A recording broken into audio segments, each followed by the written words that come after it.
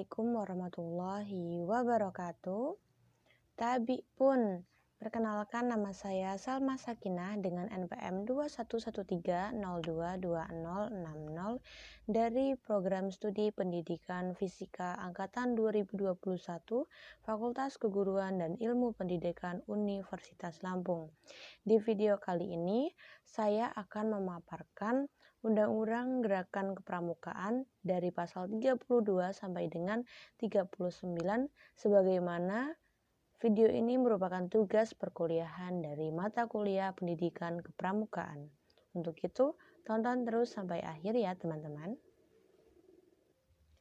Langsung saja, pada pasal 32, tepatnya di ayat 1, dijelaskan bahwa satuan organisasi gerakan pramuka sebagaimana dimaksud dalam pasal 23 huruf B, huruf C, dan huruf D sesuai dengan tingkatannya dapat membentuk Satuan Karya Pramuka, Gugus Dharma Pramuka, Satuan Komunitas Pramuka, Pusat Penelitian dan Pengembangan, Pusat Informasi dan atau Badan Usaha.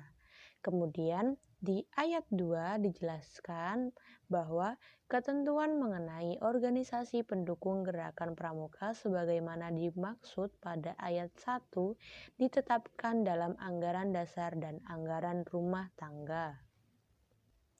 Selanjutnya pada pasal 33 tepatnya di ayat 1 dijelaskan bahwa pada setiap gugus depan dan kuartir sebagaimana dimaksud dalam pasal 20 ayat 2 dapat dibentuk majelis pembimbing.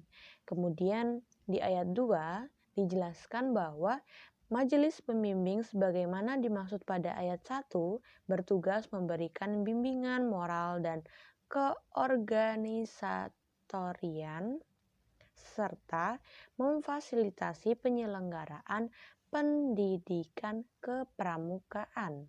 Kemudian masih di pasal 33 yaitu di ayat 3 dijelaskan bahwa majelis pembimbing sebagaimana dimaksud pada ayat 1 terdiri atas pemerintah, pemerintah daerah, dan tokoh masyarakat.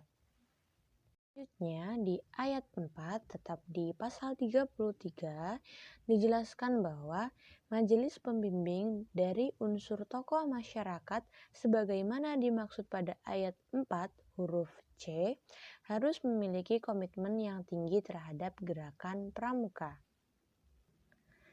Pada pasal 34 tepatnya di ayat 1 dijelaskan ketentuan lebih lanjut mengenai tugas, fungsi, tanggung jawab, susunan organisasi, dan tata kerja gugus depan, kuartir, dan majelis pembimbing ditetapkan dalam anggaran dasar dan anggaran rumah tangga gerakan pramuka.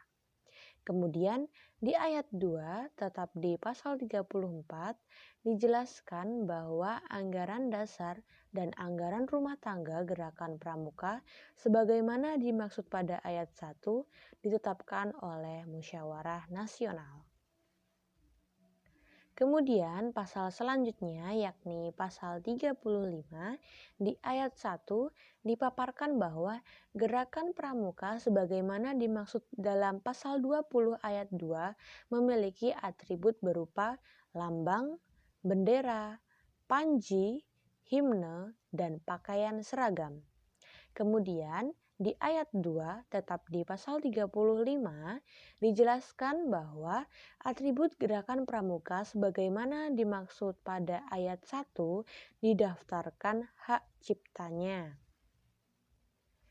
Di pasal 36 dijelaskan bahwa pemerintah dan pemerintah daerah bertugas menjamin kebebasan berpendapat dan berkarya dalam pendidikan kepramukaan, membimbing, mendukung, dan memfasilitasi penyelenggaraan pendidikan kepramukaan secara berkelanjutan dan berkesinambungan, dan membantu ketersediaan tenaga, dana, dan fasilitas yang diperlukan untuk pendidikan kepramukaan.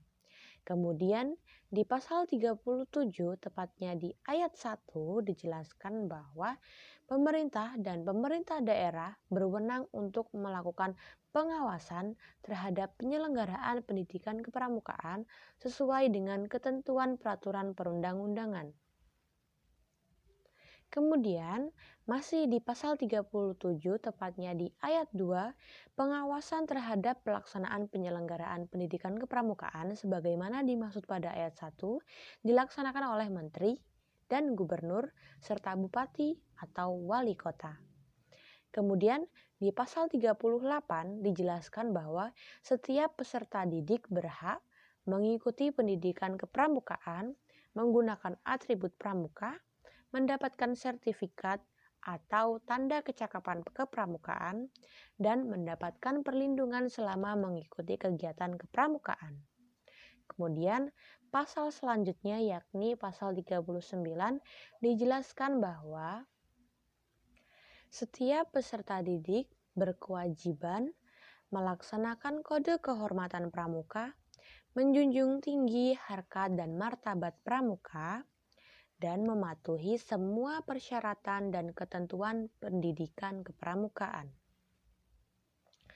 Demikianlah pemaparan pasal 32 sampai dengan pasal 39 dari saya. Mohon maaf apabila terdapat kesalahan ataupun pemaparan yang kurang dimengerti ataupun penjelasan yang terkesan masih sangat